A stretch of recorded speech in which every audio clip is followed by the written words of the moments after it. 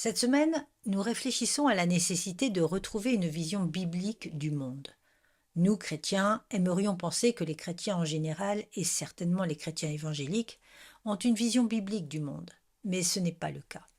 En fait, je lisais récemment un sondage qui disait qu'environ 30% des chrétiens, chrétiens confessants ou professants, environ 30 à 40% d'entre eux ont une vision biblique du monde. Je ne sais pas vraiment ce que signifie être chrétien sans vision biblique du monde. Cela peut vouloir dire que vous n'êtes chrétien que de nom, ou que vous êtes un chrétien plutôt infantile, car une vision biblique du monde est ce à quoi vous parvenez lorsque vous étudiez la parole de Dieu. Nous pourrions donc comprendre qu'il s'agisse d'un nouveau croyant qui n'a pas vraiment étudié la parole de Dieu pour avoir une compréhension complète de la révélation de Dieu, afin qu'il soit capable d'interpréter tout ce qui existe dans le monde d'une manière biblique. Mais être chrétien, se déclarer chrétien et rejeter la notion d'une vision biblique du monde serait une contradiction absolue. Et cela étant dit, ce qui contribue en partie à l'absence d'une vision chrétienne du monde parmi les chrétiens professants, c'est qu'il y a tellement de dirigeants qui n'ont pas de vision chrétienne du monde. Et je veux dire les dirigeants d'une certaine manière dans le christianisme. Et cela se manifeste en particulier dans la volonté des évangéliques, des chrétiens professants, de coopérer avec le monde. Il n'y a pas de communion entre le royaume de lumière et le royaume des ténèbres. C'est ce que nous allons voir ce matin. Nous devons donc comprendre qu'avec une vision biblique du monde, c'est être complètement séparé du monde, ne pas faire d'alliance avec le monde, ne pas coopérer avec lui. Et je vais essayer de vous montrer ce que la parole de Dieu a à dire à ce sujet. J'ai beaucoup de choses en tête et quelques notes ici. Alors installez-vous, préparez votre Bible et étudions ensemble la parole de Dieu. Et je voudrais commencer par une introduction dans 1 Jean chapitre 4. 1 Jean chapitre 4 avec la grande réalité que Dieu est amour parfait. Dieu est amour parfait. Dans 1 Jean chapitre 4 verset 7, il est dit « Bien-aimés, aimons-nous les uns les autres, car l'amour vient de Dieu. Et quiconque aime est né de Dieu et connaît Dieu. Celui qui n'aime pas n'a pas connu Dieu, car Dieu est amour. » Dieu est amour. Dieu est amour parfait, comme il est parfait dans chaque élément juste de sa nature. Au verset 11, il est encore dit que Dieu nous aime, et si Dieu nous a ainsi aimés, nous devons aussi nous aimer les uns les autres. Puis encore, au verset 16, nous avons connu l'amour que Dieu a pour nous, et nous y avons cru. Dieu est amour, et celui qui demeure dans l'amour demeure en Dieu, et Dieu demeure en lui. Je veux donc simplement établir que Dieu est amour, qu'il est amour parfait, et dans la parole de Dieu, l'amour parfait de Dieu est révélé à la fois dans la grâce commune et dans la grâce rédemptrice. Mais après avoir dit que Dieu est amour, je veux aller à l'opposé de cela et dire ceci, et ce sera un peu différent en termes de la façon dont vous le recevez, que Dieu est également capable de haine parfaite nécessairement. Si Dieu est l'amour parfait, alors il doit nécessairement haïr tout ce qui nuit ou menace l'objet de cet amour parfait. Et pour que cela soit clair bibliquement, Psaume 97, verset 10 dit « Haïssez le mal, vous qui aimez le Seigneur. » Si vous voulez être comme Dieu, vous devez haïr le mal. Et puis dans le psaume 119, il y a un certain nombre de passages qui expriment cela. Verset 104, le psalmiste dit « J'aime ta loi ». C'est pourquoi je hais toute voix de mensonge. Verset 113, j'aime ta loi. Je hais les infidèles. Verset 128, j'aime tes préceptes. Je hais toute voix de mensonge. Verset 163, je hais et je méprise le mensonge. J'aime ta loi. Plus votre amour est parfait, plus votre haine est parfaite. Vous haïssez tout ce qui s'oppose, menace ou nuit à l'objet de votre amour. Ainsi, l'amour parfait de Dieu pour tout ce qui est saint, juste et bon signifie que Dieu hait aussi parfaitement tout ce qui est impur, injuste et mauvais. C'est un fondement établi pour comprendre la relation de l'Église avec le monde. Vous vous souviendrez que dans Proverbes, et comme je l'ai dit, je veux examiner beaucoup de passages des Écritures ce matin. Dans Proverbes chapitre 6, des mots familiers que nous connaissons tous et que nous avons lus de nombreuses fois, mais laissez-moi vous les rappeler. Verset 16 de Proverbe 6. Il y a 6 choses que hait l'Éternel. Juste la note de bas de page à ce stade. Vous n'entendez pas beaucoup parler de la haine de Dieu, n'est-ce pas? De la haine de Dieu. Mais il y a 6 choses que hait l'Éternel. Oui, 7 qu'il a en horreur. Les yeux hautains, qui sont une expression d'orgueil. La langue menteuse, les mains qui versent le sang innocent, le cœur qui médite des projets iniques, les pieds qui se hâtent de courir au mal, le faux témoin qui dit des mensonges et celui qui excite des querelles entre frères. Ce sont de mauvaises intentions, de mauvaises expressions et de mauvaises actions, et Dieu les hait. Dans le chapitre 2 de Malachie, il est dit que Dieu déteste le divorce. Ésaïe chapitre 61 verset 8, il est dit que Dieu déteste la méchanceté. Jérémie chapitre 44 dit que Dieu déteste l'idolâtrie. Amos chapitre 5 verset 21, Dieu déteste l'hypocrisie. Et vous trouvez dans les Écritures un certain nombre de passages qui aboutissent à la révélation que Dieu déteste la fausse religion. C'est le fondement pour comprendre comment nous, l'Église, nous rapportons au monde. Dieu aime les siens. Dieu aime tout ce qui est saint, juste et bon, ce qui est la description de sa parole par l'apôtre Paul. Mais Dieu déteste tout ce qui s'oppose à cela. Et après avoir lu 1 Jean chapitre 4, je veux que vous retourniez au chapitre 2, 1 Jean chapitre 2 verset 15. N'aimez pas le monde, ni les choses qui sont dans le monde. Si quelqu'un aime le monde, l'amour du Père n'est pas en lui. Remarquez l'exclusivité mutuelle de cette déclaration. Si vous aimez le monde, l'amour du Père n'est point en lui. Car tout ce qui est dans le monde, la convoitise de la chair, la convoitise des yeux et l'orgueil de la vie, ne vient pas du Père, mais vient du monde. Le monde passe et sa convoitise aussi, mais celui qui fait la volonté de Dieu vit éternellement. Le contraste est frappant. Il y a ici une exclusivité. On ne peut aimer Dieu et aimer le monde. Tout ce qui est dans le monde est mauvais, et le monde va à sa destruction. Mais celui qui fait la volonté de Dieu vit éternellement. Le contraste est évident. 6 fois dans ces 3 versets, 15, 16 et 17, le monde est mentionné. Que signifie-t-il? Le mot grec est cosmos, et c'est le mot opposé à chaos. Chaos signifie simplement cela, chaos, désordre. Le mot cosmos signifie ordre. C'est un système. La Bible parle du monde en 3 dimensions. Il y a le monde physique, le monde créé, et le monde créé est évidemment l'œuvre de Dieu, et nous respectons donc la création. Les cieux racontent la gloire de Dieu. Nous le savons au psaume 19 et bien d'autres psaumes. Le monde physique est donc quelque chose que nous pouvons aimer, apprécier et admirer en tant que création de Dieu. Même s'il est entaché par le péché, sa création est toujours présente dans sa majesté et sa gloire. La deuxième illustration du mot monde est pour l'humanité, comme Jean chapitre 3 verset 16. Dieu a tant aimé le monde. Il ne parle pas du monde matériel, il parle du monde immatériel, il parle des gens. Et nous devons aimer les gens comme Dieu aime les gens. Mais la manière dont Jean utilise ce mot ici dans les versets 15 à 17 ne fait pas référence au monde physique ni au monde humain, mais au système mondial du mal. Il s'agit de la structure du système maléfique qui domine la vie humaine. Éphésiens chapitre 2 verset 1, les versets 3 à 4 le décrivent ainsi. Le cours de ce monde suit le prince de la puissance de l'air. La direction, la structure, la complexité de ce monde sont sous le contrôle de l'esprit qui agit dans les fils de la désobéissance.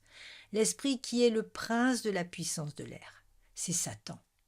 Satan dirige donc le système complexe et mauvais qui domine un monde déchu. Et Éphésiens chapitre 2 dit que les gens de ce système sont poussés par les convoitises de la chair et de l'esprit, et qui ne sont pas seulement des enfants de la désobéissance, mais des enfants de la colère. C'est le monde entier vu dans sa nature mauvaise qui se dirige vers le jugement final. C'est le monde que nous haïssons. Nous aimons la création, nous aimons les gens, nous haïssons le système mauvais. Ce n'est qu'un point de départ définitif. Pourquoi haïssons-nous le monde? Tout d'abord à cause de ce qu'il est. Qu'est-ce que c'est? Il est plein de la convoitise de la chair, de la convoitise des yeux, de l'orgueil de la vie. et il ne vient pas du Père. Nous le haïssons à cause de ce qu'il est. Il est l'ennemi de Dieu, l'ennemi de Christ, l'ennemi de l'Écriture, l'ennemi de la vérité, l'ennemi de l'Évangile, l'ennemi du salut, l'ennemi de la sanctification. Tout cela. Nous haïssons aussi le monde non seulement à cause de ce qu'il est, mais à cause de ce que nous sommes. Nous appartenons au Père. Si vous revenez au verset 12, Jean nous dit que nous sommes enfants de Dieu. Le fait que nous soyons enfants est divisé en 3 catégories.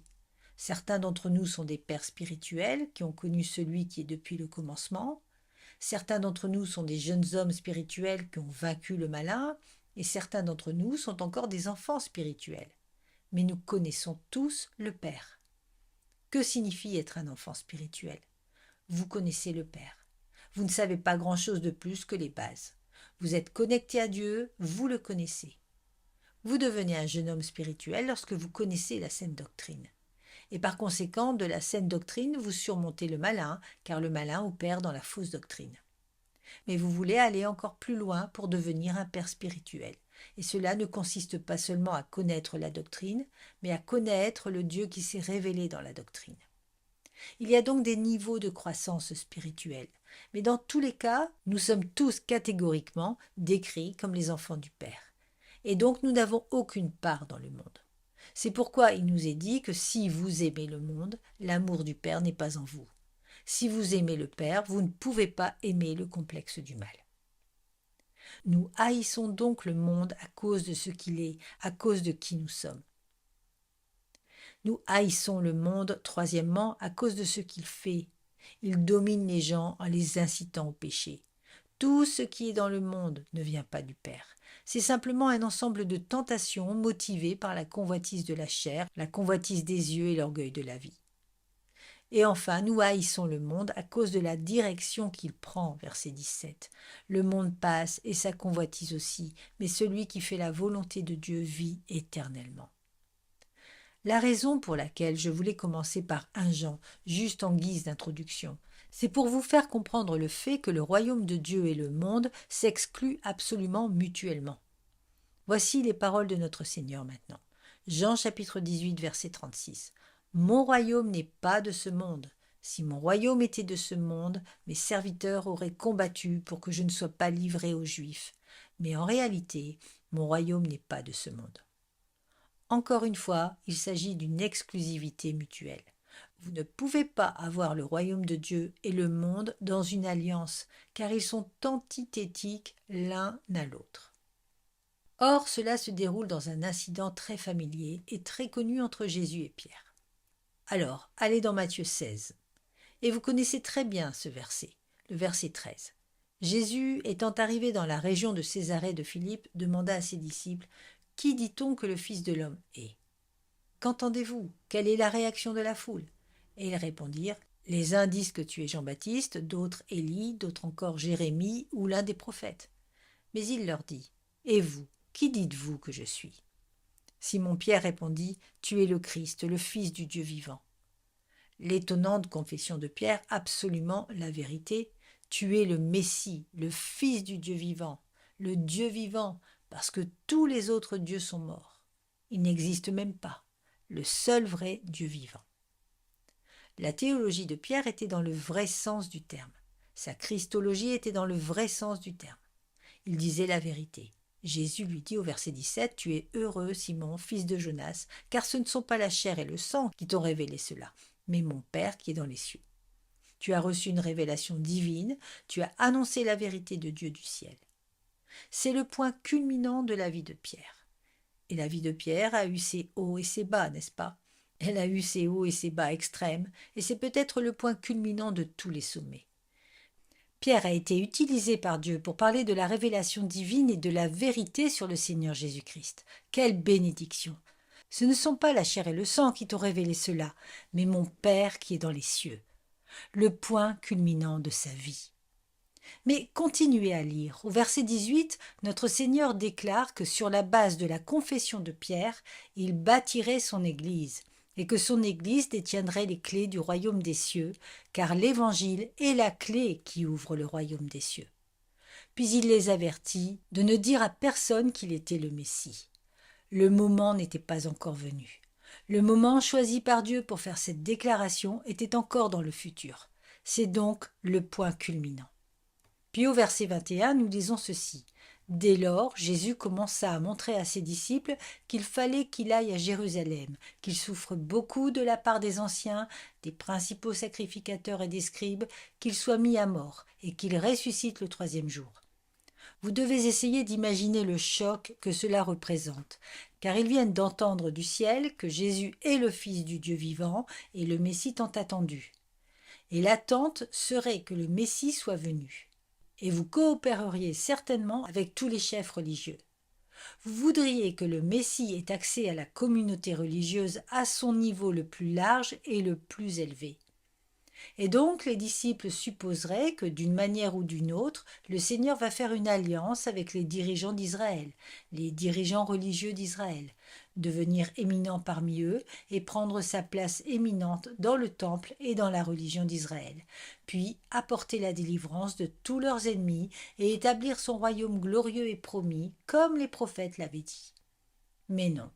Jésus dit que sa relation avec les dirigeants d'Israël, les anciens, les principaux sacrificateurs et les scribes, sera si antithétique, si hostile qu'ils le tueront. Il est donc clair, dès le départ, qu'il n'y a rien dans l'élément le plus religieux de la société humaine qui ajoute nécessairement quelque chose au dessein de Dieu pour son royaume. Je ne peux pas imaginer que si nous avions raconté l'histoire d'un évangéliste qui s'est rendu à Jérusalem à cette époque-là, il n'aurait pas voulu obtenir la coopération de tous les chefs religieux. C'est typiquement ce que les évangélistes de l'histoire ont voulu faire à l'ère moderne. Mais dès le début, dès que Jésus a déclaré qu'il était le Messie, il a immédiatement déclaré que les autorités religieuses allaient le tuer. Pierre le prit à part et se mit à le reprendre. En quelques versets, Pierre passe du point culminant de sa vie au point le plus stupide de sa vie. Et maintenant, il donne un ordre au Seigneur. Il vient de déclarer que Jésus est le Fils du Dieu vivant, le Messie, et maintenant il va lui dire ce qu'il doit faire. Il commence donc à le reprendre. Et tout en le réprimandant, il fait cette déclaration. « Dieu t'en préserve, Seigneur, cela ne t'arrivera jamais. » Il se retourna et dit à Pierre, « Arrière de moi. » Quel est le mot suivant? Satan. Comment fait-on cela? Comment passe-t-on de parler pour Dieu à parler pour le diable en 5 versets? Arrière de moi, Satan. Il lui dit simplement, ton Père céleste t'a révélé cela, tu parlais pour Dieu, maintenant tu parles pour le diable. Pourquoi lui a-t-il dit cela? Parce que Pierre voulait le succès du royaume messianique sans les souffrances nécessaires. Pierre était heureux de mettre en place une sorte de stratégie, une sorte d'alliance avec les chefs religieux qui ne signifiait pas nécessairement que Jésus devait être tué. Jésus dit « Arrière de moi, Satan ». Et voici le problème. Tu es pour moi une pierre d'achoppement, car tu ne penses pas aux intérêts de Dieu, mais à ceux des hommes. Tu as traversé du royaume de Dieu au royaume de ce monde. Arrière de moi, Satan. Langage très fort. Hypago, réprimande forte, intense, féroce. C'est exactement le même mot que Jésus a utilisé lorsqu'il a rejeté Satan dans sa tentation en Matthieu chapitre 4 verset 10. La tentation est d'obtenir la couronne par une alliance avec les ténèbres. Tu as pris la cause de Satan, tu es en partenariat avec le diable. Tu es un scandale, tu es une pierre d'achoppement. Tu es passé du statut de roc à celui de pierre d'achoppement en quelques instants seulement. Et cela est vrai pour quiconque franchit la ligne pour éviter la souffrance nécessaire, la souffrance attendue dans l'établissement de l'Évangile, de l'Église et du royaume. Tu ne penses pas aux intérêts de Dieu. Même verbe que Colossiens 3, penser aux choses d'en haut et non à celles qui sont sur la terre. C'est la pire réprimande que l'on puisse imaginer pour un disciple aimant comme Pierre, qui veut simplement aider Jésus en évitant la souffrance. Ses intentions étaient peut-être nobles, mais le diable essaie de faire croire aux chrétiens que le royaume de lumière peut progresser en évitant la souffrance, que le royaume de lumière peut progresser en faisant des concessions ou en trouvant des compromis avec le royaume des ténèbres. Et le péché de Pierre s'est répété sans cesse tout au long de l'histoire de l'Église. Les chrétiens ont essayé d'aider Jésus à construire le royaume en concluant un accord avec le diable. Chaque effort pour faire progresser le royaume au moyen de stratagèmes mondains n'est qu'un autre péché du même genre que celui commis par Pierre. Dans 2 Corinthiens chapitre 2 verset 14, l'apôtre Paul montre la distinction entre les deux. Il dit « Grâce soit rendue à Dieu qui nous fait toujours triompher en Christ ». Il comprend que l'Évangile accomplira les desseins de Dieu sans aucune alliance avec le monde. Il répand par nous en tout lieu la bonne odeur de sa connaissance. Nous sommes le parfum de Christ pour Dieu, parmi ceux qui sont sauvés et parmi ceux qui périssent. Et il ajoute ensuite, pour les uns une odeur de mort qui donne la mort, pour les autres une odeur de vie qui donne la vie. Comprenez ceci, prêchez l'Évangile est pour ceux qui croient une odeur de vie qui donne la vie. Pour ceux qui ne croient pas, c'est une odeur de mort qui donne la mort, et c'est nécessairement le cas. Il n'y a aucun moyen d'atténuer cela. Nous perdons notre vie à cause de l'Évangile, et à la fin nous gagnons. Nous ne gagnons pas maintenant. Les bonnes intentions, voire l'amour pour Christ, qui pousse à faire des efforts pour faire avancer son royaume par le lobbying politique, le pragmatisme, le changement social, l'évangile superficiel, le divertissement, la manipulation émotionnelle, la tolérance au péché, c'est passer dans le royaume des ténèbres et essayer de faire une alliance. La voie de notre Seigneur est de rester du côté du royaume de lumière et de comprendre qu'ils vous rejetteront. Jésus a dit « Ils m'ont haï parce que je leur ai dit qu'ils étaient pécheurs ». Si vous voulez qu'ils vous aiment parce que vous pensez que c'est une meilleure façon de les atteindre, alors ne dites pas aux gens qu'ils sont pécheurs. Cette alliance avec le diable est assez courante. Mais notre Seigneur savait que le royaume de lumière avance sur la vérité et seulement sur la vérité, sans alliance avec le royaume des ténèbres. Et la souffrance est inévitable. Tous ceux qui vivent pieusement en Jésus-Christ souffriront. Quoi ? La persécution. Le royaume de lumière n'a pas besoin de l'aide des ténèbres. Le monde corrompu est en voie de destruction. Nous ne le courtisons pas, nous n'empruntons pas ses stratégies, nous n'adoptons pas ses idées. Au contraire, nous mettons le monde en garde contre le jugement. Je crains que les évangéliques ne soient devenus comme Pierre, proposant une meilleure voie que la proclamation audacieuse et compatissante de l'évangile qui offense le pécheur, le terrifie. Au lieu de cela, ils ont essayé de trouver une voie populaire d'acceptation pour éviter l'hostilité, le rejet et la persécution. Les apôtres ont bouleversé le monde sans aucune aide de leur part. Aucune action sociale, aucune alliance, aucune stratégie de coopération. Le royaume maléfique des ténèbres déteste tout ce que Dieu aime et aime tout ce qu'il déteste. Il n'est pas ami de la lumière. Nos dirigeants maléfiques sont dominés par le mensonge, l'immoralité et la tromperie. Ils adorent la créature plutôt que le Créateur. Ils ne se soumettent pas à la vérité. Ils sont sous le jugement. Ils sont décrits dans Romains 1 comme étant caractérisés par un esprit réprouvé. Les dirigeants impies, tous, tout au long de l'histoire humaine, sont des avant-goûts de l'antéchrist final. Dieu, vérité, Christ, Satan, mensonge, antéchrist, ne forment pas une bonne alliance. Donc ce que j'essaie de vous dire, c'est ceci. Une vision du monde biblique, par définition, est nécessairement en opposition avec le monde.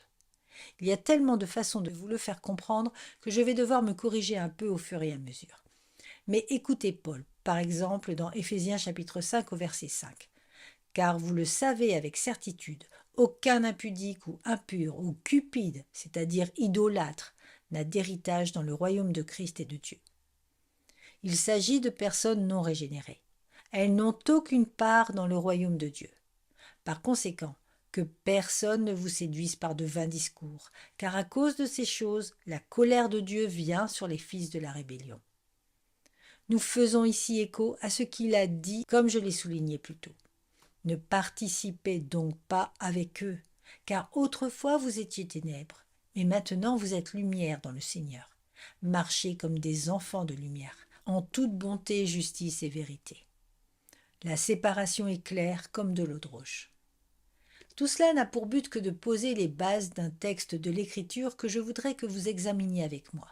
Il s'agit de 2 Corinthiens chapitre 6, et nous allons voir cette portion définitive de l'Écriture. 2 Corinthiens chapitre 6, verset 14. Permettez-moi de lire le texte jusqu'au verset 1 du chapitre 7. Ne vous unissez pas aux infidèles. Car quel rapport y a-t-il entre la justice et l'iniquité, ou quelle relation y a-t-il entre la lumière et les ténèbres? Ou quelle harmonie y a-t-il entre Christ et Bélial? Ou qu'y a-t-il de commun entre le croyant et l'infidèle? Ou quel accord y a-t-il entre le temple de Dieu et les idoles? Car nous sommes le temple du Dieu vivant, comme Dieu l'a dit. J'habiterai et je marcherai au milieu d'eux, je serai leur Dieu et ils seront mon peuple. C'est pourquoi sortez du milieu d'eux et séparez-vous, dit l'Éternel. Ne touchez pas à ce qui est impur et je vous recevrai. Je serai pour vous un père et vous serez pour moi des fils et des filles, dit le Seigneur Tout-Puissant. Le contraste ici est profond. Vous avez un royaume de justice, un royaume de lumière, le royaume de Christ, un royaume des croyants, le royaume de Dieu. Et à cela vous avez en opposition l'iniquité, les ténèbres, Satan, les infidèles et les idoles. Il n'y a aucune possibilité que ces deux-là travaillent ensemble dans une quelconque forme de partenariat, une quelconque forme d'alliance ministérielle ou de communion, une quelconque forme de cause commune. Commençons donc par le verset 14. Ne vous unissez pas avec les infidèles. Cela ne signifie pas que vous devez divorcer si vous êtes marié à un infidèle et que vous venez à Christ. 1 Corinthiens 7 dit que si un non-croyant veut rester, qu'il reste marié. Cela ne signifie pas l'isolement, et je tiens à le préciser très clairement. Ainsi, les paroles de notre Seigneur parlent de cela dans Jean chapitre 17. Et vous connaissez ces paroles, mais laissez-moi vous les rappeler. Jean chapitre 17, verset 15. Je ne te demande pas, c'est Jésus qui prie le Père, de les retirer du monde, mais de les préserver du malin. Il ne s'agit donc pas d'isolement. Garde-les du malin. Ils ne sont pas du monde, comme moi je ne suis pas du monde. Sanctifie-les par la vérité. Ta parole est la vérité. Comme tu m'as envoyé dans le monde, moi aussi je les ai envoyés dans le monde. Je ne les veux pas hors du monde, je les veux dans le monde. Envoie-les dans le monde, Père, mais sanctifie-les par ta vérité. Nous ne parlons donc pas d'isolement.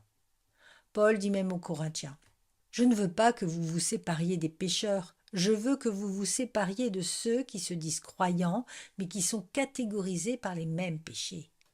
Ne vous mettez pas sous un joug inégal. » Or, cette interdiction, soit dit en passant, vient encore de 2 Corinthiens chapitre 6 verset 14, « Ne vous unissez pas aux infidèles » et tiré de Deutéronome chapitre 22 verset 10. L'Évangile donne une interdiction, et la voici. Tu ne laboureras pas avec un bœuf et un âne. Or, vous avez suffisamment de perspicacité pour savoir que vous ne pouvez pas tirer une charrue avec un bœuf et un âne. Deux créatures complètement différentes. Et c'est l'illustration qui est empruntée à l'Ancien Testament pour montrer le caractère ridicule de toute alliance entre un croyant et un non-croyant dans une cause commune. Dans la prophétie de Jérémie, et je vais couvrir beaucoup de ces écritures, mais il y en a que je vais essayer d'omettre, mais c'est difficile parce qu'elles sont pertinentes. Mais dans Jérémie chapitre 2 au verset 5, nous lisons ceci. « Ainsi parle l'Éternel. Quelle injustice vos pères ont-ils trouvé en moi? Pour s'être éloignés de moi, pour avoir marché après le néant et être devenus néant?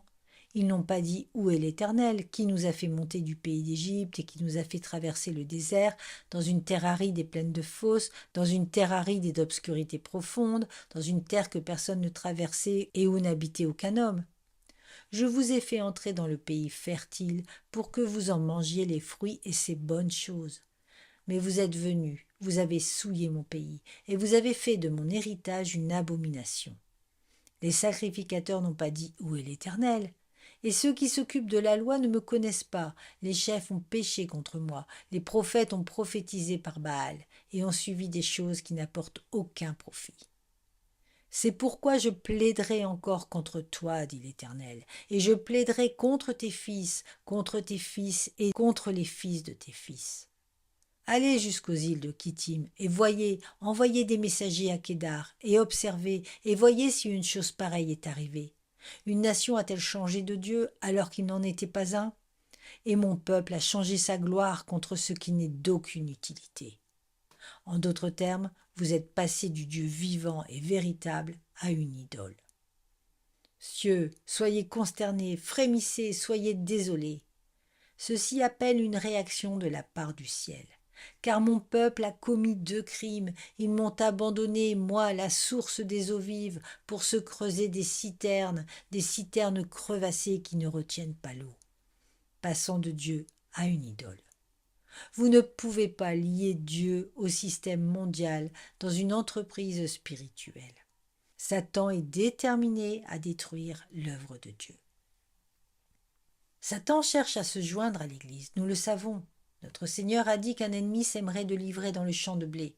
Il y a donc les vrais croyants et l'ennemi, Satan, qui s'aiment de livrer. Satan veut se joindre à l'Église. C'est vrai, Satan veut se joindre à l'Église. Et Satan veut aussi séduire l'Église pour qu'elle se joigne au monde. Nous le voyons dans les lettres aux églises dans Apocalypse 2 et 3. Satan veut se joindre à l'Église. Nous devons donc faire face au fait que l'Église est composée de croyants et d'incroyants. Ce n'est pas une surprise. Je sais que parfois les gens me posent la question « Pourquoi l'Église est-elle comme elle est ?» N'est-ce pas plutôt embarrassant pour Dieu d'avoir une telle confusion dans le christianisme que les gens ne savent même pas ce qu'est un vrai chrétien ? Ce n'est pas une surprise. Cela s'inscrit dans le cadre de l'intention divine de Dieu, car c'est Jésus qui a dit dans Matthieu 7 « Plusieurs me diront « Seigneur, Seigneur, j'ai fait ceci, j'ai fait cela », et je leur dirai « Retirez-vous de moi, je ne vous ai jamais connu, vous qui commettez l'iniquité ». Et dans Matthieu chapitre 13, il donne toutes ces paraboles sur le royaume mixte de manière externe. Satan veut donc se joindre à l'Église, et Satan veut que l'Église se joigne au monde. C'est sa stratégie. Actuellement, l'Église est littéralement aspirée dans le monde de la théorie critique de la race. Nous le savons tous. La justice sociale, le féminisme, l'homosexualité, le racisme, toutes ces choses, toute cette vengeance collective, cette colère qui n'ont rien à voir avec nous.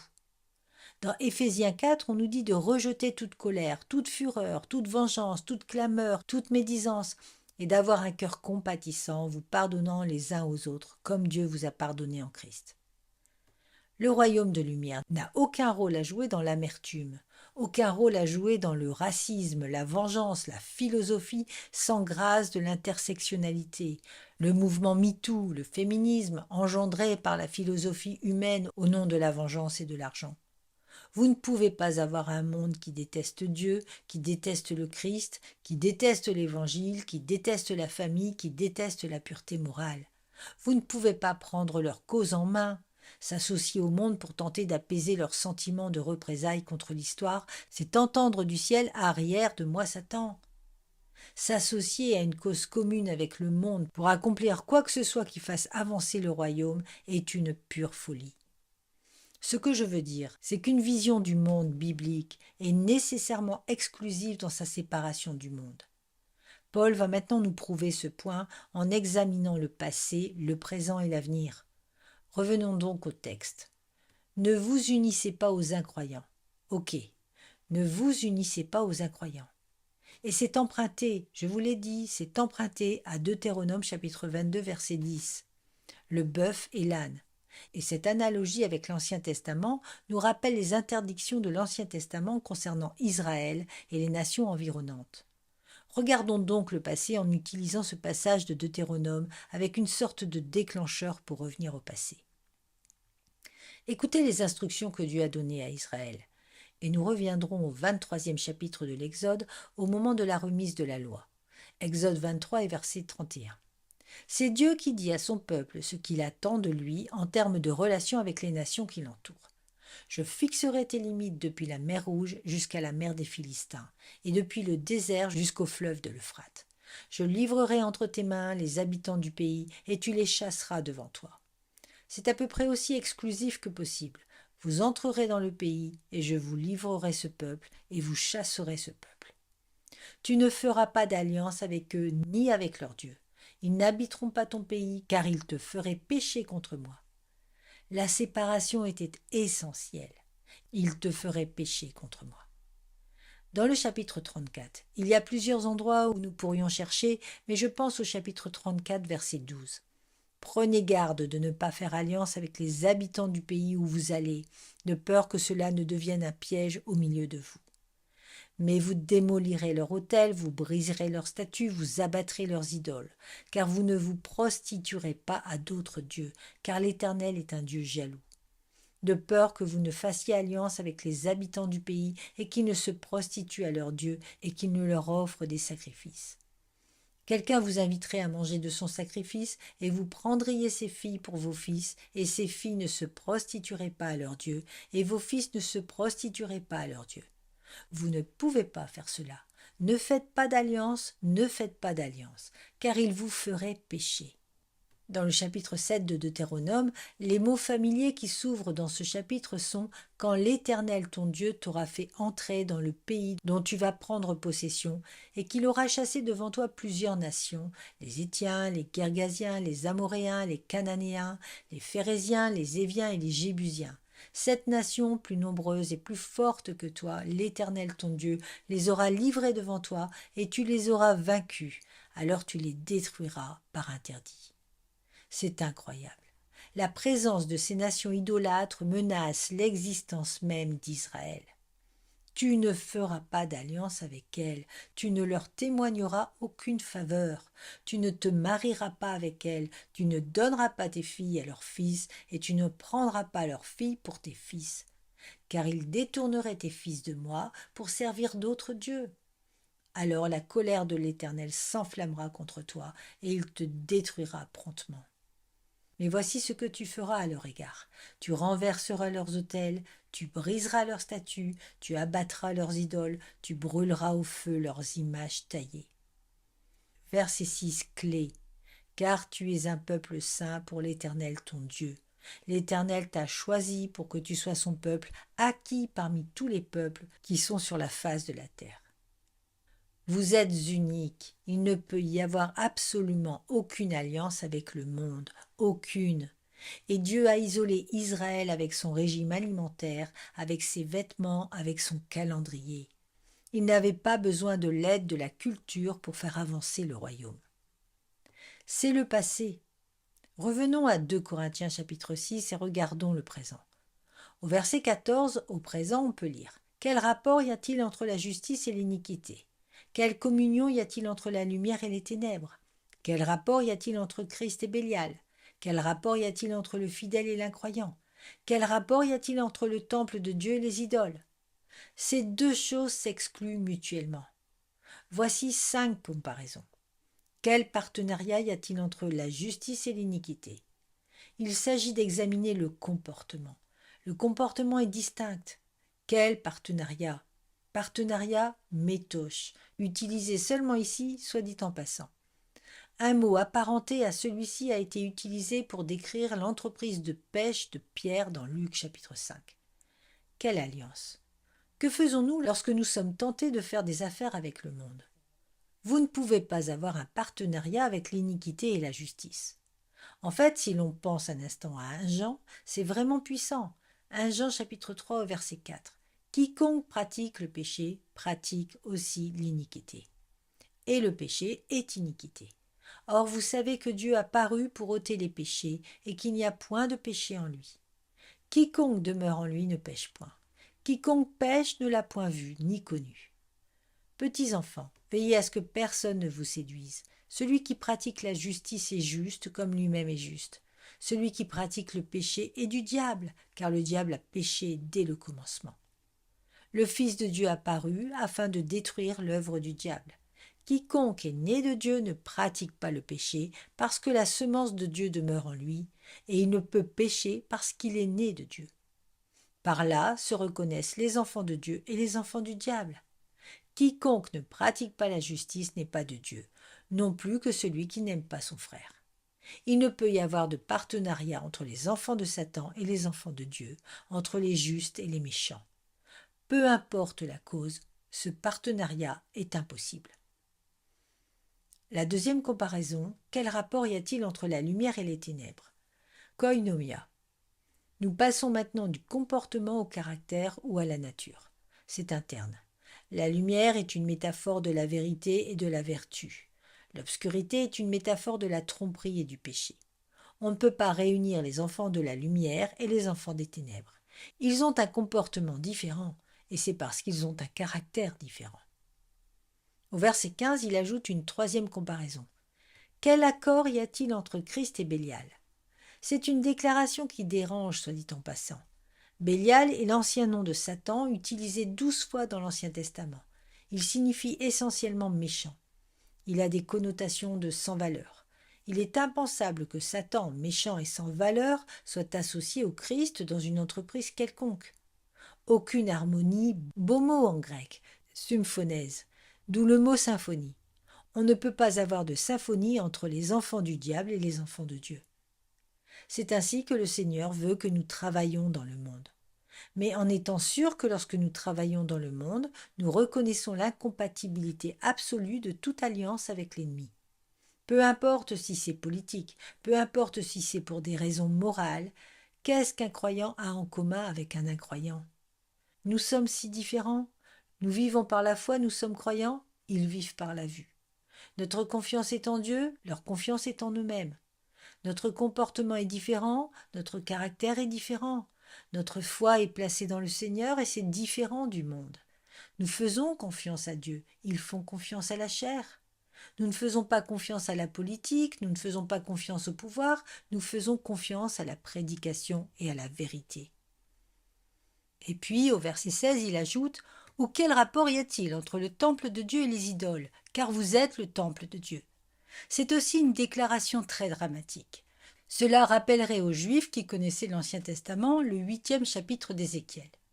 Dans le 8e chapitre d'Ézéchiel, vous avez l'une des illustrations les plus graphiques du déclin du peuple d'Israël. Vous pouvez suivre si vous êtes dans Ézéchiel au verset 4. C'est une vision d'abomination à Jérusalem, et c'est ce qu'Ézéchiel voit dans la vision au verset 4. Et voici, la gloire de Dieu d'Israël était là, semblable à l'aspect que j'avais vu dans la plaine. Et il me dit, « Fils de l'homme, lève les yeux vers le nord. » Je levai les yeux vers le nord, et voici au nord de la porte de l'autel, il y avait cette idole de jalousie à l'entrée. C'est une vision du temple. Et à l'entrée du temple, dans la vision, Ézéchiel voit une idole. Le Seigneur lui dit, « Fils de l'homme, vois-tu ce qu'ils font, les grandes abominations que commet ici la maison d'Israël pour m'éloigner de mon sanctuaire? Ils me renvoient. Mais tu verras encore de plus grandes abominations. » Il y a une idole à l'entrée principale. Il me conduisit donc à l'entrée du parvis, et je regardai, et voici, il y avait un trou dans le mur. Il me dit, « Fils de l'homme, maintenant perce le mur. » Je perçai le mur, et voici, il y avait une entrée. Il me dit, « Entre, et vois les abominations qui se commettent ici. » J'entrai et regardai, et voici, il y avait sur le mur tout autour toutes les formes de reptiles, de bêtes sauvages et d'abominations, ainsi que toutes les idoles de la maison d'Israël. Des idoles à l'intérieur du parvis du temple. Et devant Dieu se tenaient 70 anciens de la maison d'Israël, et au milieu d'eux se tenait Jaazania, fils de Shaphan, chacun tenant son encensoir à la main et le parfum du nuage d'encens s'élevant. C'est une sorte de faux culte. Il me dit, « Fils d'homme, vois-tu ce que font les anciens de la maison d'Israël dans les ténèbres, chacun dans la chambre de ses idoles? Car ils disent, l'Éternel ne nous voit pas, l'Éternel nous a abandonnés. » Secret culte. Qui sait quelles choses sont représentées à l'intérieur du temple? Et verset 13, il me dit, « Tu verras encore des abominations plus grandes qu'ils commettent. » Il me conduisit à l'entrée de la porte de la maison de l'Éternel, qui était vers le nord. Et voici des femmes étaient assises là, pleurant à Muse. L'idolâtrie règne dans toute la maison de Dieu, d'où cette phrase « Quel rapport y a-t-il entre le temple de Dieu et les idoles? Car vous êtes le temple de Dieu. » Le mot « temple » est ici « naos » en grec. Cela fait référence au Saint des Saints, au lieu intérieur où la présence de Dieu était symbolisée par l'arche de l'Alliance. Nous sommes le temple de Dieu. Nous sommes la demeure du Saint-Esprit, nous le savons. Jean chapitre 14, verset 20, Jésus a dit « Je suis en mon Père et vous en moi et moi en vous. » Nous sommes le temple de Dieu. Nous n'avons aucune alliance avec les idoles, aucune alliance. Tout ce qui concerne le royaume est distinct, tout ce qui le concerne est exclusif. On ne peut pas être lié aux incroyants, on ne peut pas être lié aux sans-loi, aux injustes, à ceux qui sont dans les ténèbres, à Satan. Il n'y a pas de cause commune. Le royaume de Dieu n'avance pas avec l'aide des ténèbres. Il y a une dernière remarque ici, et c'est un regard sur l'avenir, et c'est puissant. Revenons au verset 16. Nous avons vu le passé à partir du verset 14, lorsque nous avons regardé Deutéronome 22, et avons vu les textes de séparation qu'Israël devait maintenir dans le passé. Nous avons regardé le présent, et les verbes au présent dans ces 5 comparaisons. Et maintenant nous allons regarder l'avenir. Verset 16. Reprenons la citation qui s'y trouve. « J'habiterai au milieu d'eux, je marcherai au milieu d'eux, je serai leur Dieu et ils seront mon peuple. » Je veux juste m'arrêter là.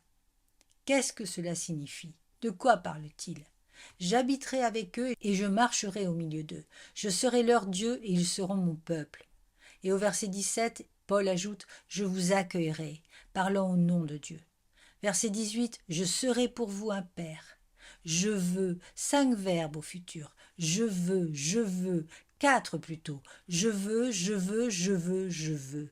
Il s'agit d'un objectif souverain pour l'avenir. D'un objectif souverain pour l'avenir. Comment savez-vous que c'est l'avenir? Regardez le chapitre 7 au verset 1. C'est pourquoi, ayant de telles promesses, ce sont des promesses. Dieu dit « J'habiterai au milieu d'eux, je marcherai au milieu d'eux, je serai leur Dieu, ils seront mon peuple, je vous accueillerai. Je serai pour vous un père et vous serez pour moi des fils et des filles, dit le Seigneur Tout-Puissant. » De quoi parle-t-on? Il s'agit du royaume futur. Il ne s'agit pas d'un appel au salut, mais du royaume futur. Il s'agit de promesses. Jérémie 24. « Je jetterai sur eux les yeux pour leur bien. Je les ramènerai dans ce pays, je les rétablirai, je les planterai, je leur donnerai un cœur pour me connaître, car je suis l'Éternel. Ils seront mon peuple et je serai leur Dieu, parce qu'ils reviendront à moi de tout leur cœur. » C'est la promesse du salut futur pour Israël. Jérémie chapitre 31 verset 33. « Mais voici l'alliance que je ferai avec la maison d'Israël. Après ces jours-là, dit l'Éternel, je mettrai ma loi en eux, je l'écrirai sur leur cœur, je serai leur Dieu et ils seront mon peuple. » Encore une fois, la promesse du salut futur pour Israël. Ézéchiel 37. « Je ferai avec eux une alliance de paix, ce sera une alliance éternelle. Je mettrai mon sanctuaire au milieu d'eux pour toujours. Ma demeure sera avec eux, je serai leur Dieu et ils seront mon peuple. » Alors écoutez, nous avons cette histoire déjà écrite. Dieu établira son royaume dans le monde, n'est-ce pas? Le Christ régnera. Alors à quoi bon faire des alliances avec les ténèbres? Il n'a pas besoin d'aide, il n'a pas besoin d'assistance. Tous ces « je veux »,« je vais »,« je vais »,« je vais »,« je vais »,« je vais ». Et parfois on entend des gens dire « Pensez-vous que Dieu va sauver Israël dans le futur ?» Quoi? Combien de fois doit-il le dire? Pensez-vous que le Christ va revenir et établir un royaume? Il a dit qu'il le ferait, et il l'a dit encore et encore. Et Dieu est un Dieu qui tient sa parole. Le roi vient. Amen. Nous n'avons pas besoin de l'aider en faisant alliance avec le monde. Nous devons aimer la création parce qu'elle reflète la gloire de Dieu. Nous devons aimer les gens suffisamment pour leur donner l'Évangile.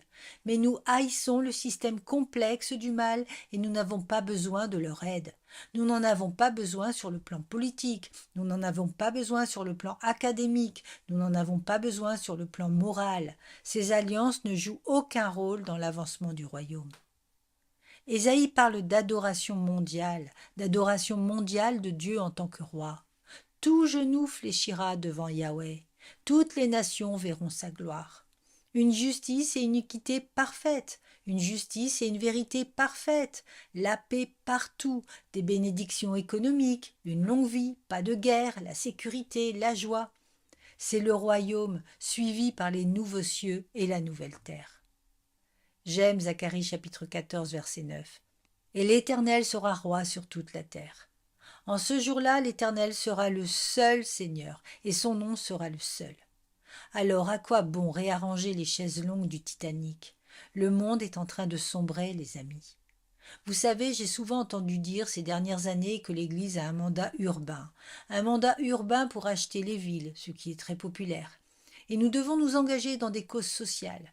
Oui, nous devons aimer les gens. Oui, nous devons être charitables. Oui, nous devons être gentils. Mais quel est le mandat urbain? Quel est le message que nous devrions transmettre aux villes? Laissez-moi vous dire ce que c'est. C'est dans Matthieu 11. Voici Matthieu 11 au verset 20, parlant de Jésus.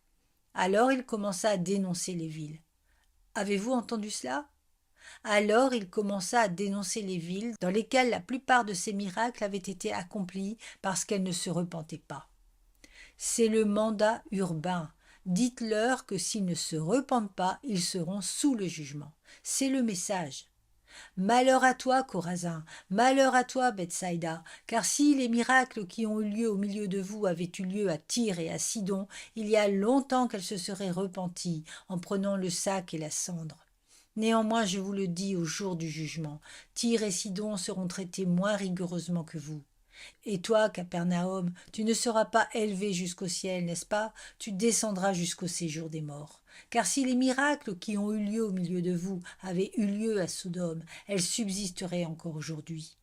Cependant, je vous le dis, au jour du jugement, le pays de Sodome sera traité moins rigoureusement que toi. Vraiment, Sodome a été détruite à cause de l'homosexualité. Vous voulez dire que le jugement sera pire pour Cincinnati dans l'Ohio que pour Sodome? Pourquoi? Parce que Cincinnati dans l'Ohio a entendu l'Évangile. Le mandat urbain est de proclamer l'Évangile avec amour et compassion. C'est le mandat. Ainsi, à cause de ce que Dieu a dit à son peuple dans le passé au sujet de la séparation d'Israël, de ce que Dieu a dit dans le présent dans ces 5 comparaisons, et à cause du plan futur de Dieu, c'est pourquoi, verset 17, « Sortez du milieu d'eux et séparez-vous, dit l'Éternel, et ne touchez pas à ce qui est impur. » Le royaume de Dieu, dit Paul dans Romains, j'aime cela, la justice, la paix et la joie dans le Saint-Esprit. Nous sommes des étrangers dans le monde, n'est-ce pas? Nous sommes comme la nation d'Israël, nous sommes isolés. Et le grand avertissement de Dieu à ce peuple était de ne pas se laisser amalgamer. Et un jour, le Seigneur établira son royaume, et il nous accueillera, et il sera, au sens le plus complet du terme, un Père pour nous, et nous serons ses fils et ses filles. C'est là où l'histoire se dirige. Le monde ne peut rien y changer, il ne peut rien y faire. Une seule réponse est possible à tout cela, le verset 1 du chapitre 7. C'est pourquoi, bien-aimés, ayant de telles promesses, purifions-nous de toute souillure de la chair et de l'esprit, en achevant notre sanctification dans la crainte de Dieu. C'est au pluriel, purifions-nous, s'adressant à l'Église, de toute souillure. Vraiment, mollusque, et cela fait toujours référence à une alliance impie avec le royaume de Satan. Perfectionnez la sainteté dans la crainte de Dieu, anticipant la perfection du royaume qui culminera finalement avec le retour du Christ. Nous n'avons pas besoin de nous allier à Satan. Il ne nous aide pas à faire avancer le monde vers un état meilleur, ni ne peut nous aider à faire avancer la lumière. Notre appel est clair. Appeler les hommes à sortir des ténèbres, les avertir du jugement à venir et leur dire ce qu'il dit dans la Bible. Marc chapitre 1 verset 15 « Repentez-vous et croyez à l'Évangile ». Je laisse Pierre terminer. Vous donc, bien-aimés, sachant cela d'avance, prenez garde, de peur qu'entraînés par l'égarement des hommes sans scrupules, vous ne veniez à déchoir de votre propre fermeté, mais que vous nous croissiez dans la grâce et dans la connaissance de notre Seigneur et Sauveur Jésus-Christ. À lui soit la gloire maintenant et pour l'éternité. Amen. Prions. Notre Père, par la précieuse parole, tu nous as emportés et portés au ciel. Nous avons entendu le message de la Sainte Écriture du début à la fin. Nous te remercions de rester toujours fidèle à ton peuple. Et tout ce que tu nous demandes, c'est l'obéissance, l'amour, le service, l'adoration et l'évangélisation. Et tu bâtiras ton royaume, et les portes de l'Hadès ne prévaudront pas contre lui. Mais le chemin est toujours le même, c'est la croix avant la couronne. Nous ne gagnons pas ici. Nous pouvons sembler perdre ici. La véritable Église, l'Église fidèle, l'Église séparée peuvent paraître petites et même faibles. Et elles peuvent être méprisées et même condamnées comme étant déconnectées de la réalité, peu sophistiquées, sans rapport. Mais nous savons que c'est la pureté de cette séparation qui protège l'Église et garde son identité et son message pur. Alors, Seigneur, que ta bonté nous permette de retrouver une vision biblique du monde, que nous aimions les gens, que nous pleurions sur les perdus comme Jésus l'a fait, que nous haïssions le système et que nous l'affrontions pour le mettre en accusation, et même pour terrifier les gens qui y sont pris, sachant que la terreur du péché et du jugement est le premier pas vers la recherche de la délivrance. Utilise-nous pour ta gloire. Nous sommes si émerveillés de faire partie de ce que tu fais. Et nous disons avec Jean, nous attendons avec impatience le jour où le Seigneur viendra établir son royaume. Et nous disons, viens Seigneur Jésus, sois glorifié sur toute la terre. Aide-nous par ton Saint-Esprit à être fidèles. Et nous te remercions et te louons. Amen.